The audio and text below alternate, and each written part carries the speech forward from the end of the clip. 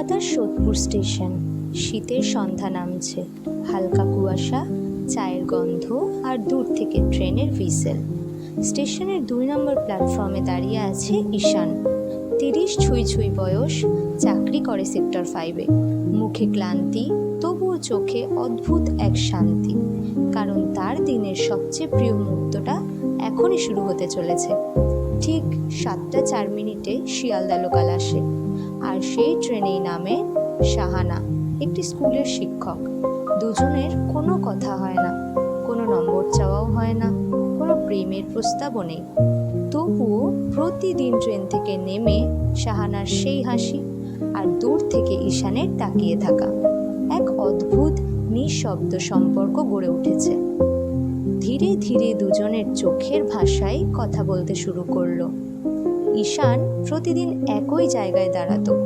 শাহানা নামার সময় একটু থামতেন, 1 সেকেন্ড, শুধু ঈশানকে দেখার জন্য। একদিন শাহানা নামতেই তিনি খুব ক্লান্ত দেখালেন। ঈশান সাহস সঞ্চয় করে বলল, আপনি ঠিক আছেন? শাহানা একটু চমকে হেসে বললেন, হ্যাঁ, শুধু দিনের শেষে নিজের মতো কেউ থাকলে ভালো লাগতো। সেদিন কথাটা দুজনের মনেই থেকে গেল। এরপর কদিন শাহানাকে দেখা গেল না। ঈশানের রাতে ঘুম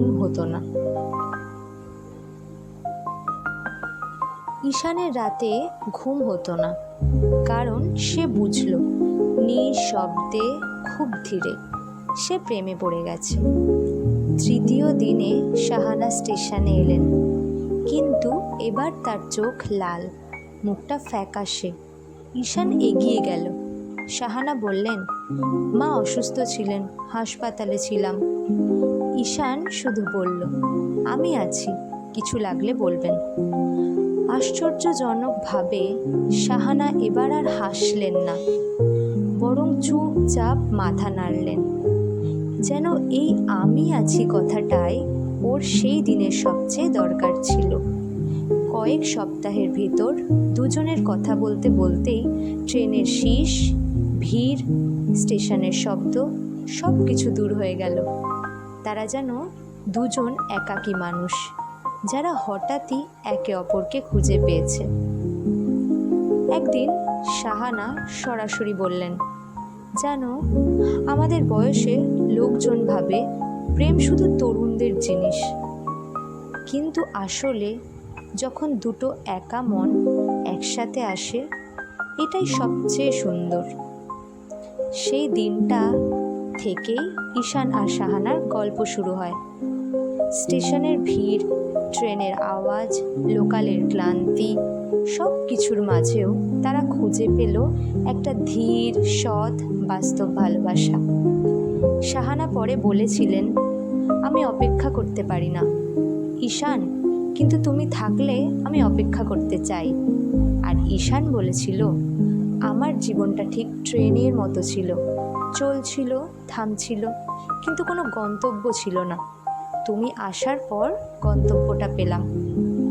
আজও সন্ধ্যা হলে সোদপুর স্টেশনে দাঁড়ালে মনে হয় ভিড়ের মাঝেও 2জন মানুষ হয়তো তাকিয়ে আছে, হয়তো কথা না বলেও ভালোবাসছে, হয়তো একে অপরকে বুঝে নিচ্ছে।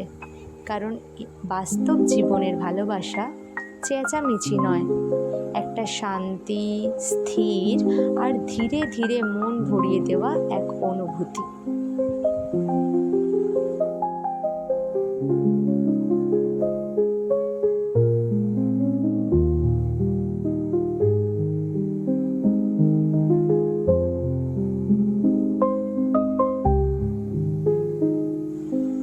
এটা ছিল আমার একটি কালেক্ট করা গল্প।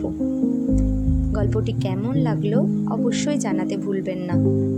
চ্যানেলটা সাবস্ক্রাইব করে পাশে থাকবেন আরও নতুন নতুন গল্প, সাথে মেহেন্দির ভিডিও পাওয়ার জন্য।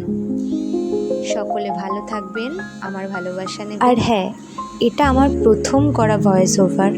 যদি কোনো ভুল ত্রুটি হয়ে থাকে প্লিজ ক্ষমা করে দেবেন। চ্যানেলটিকে সাবস্ক্রাইব করে পাশে থাকবেন।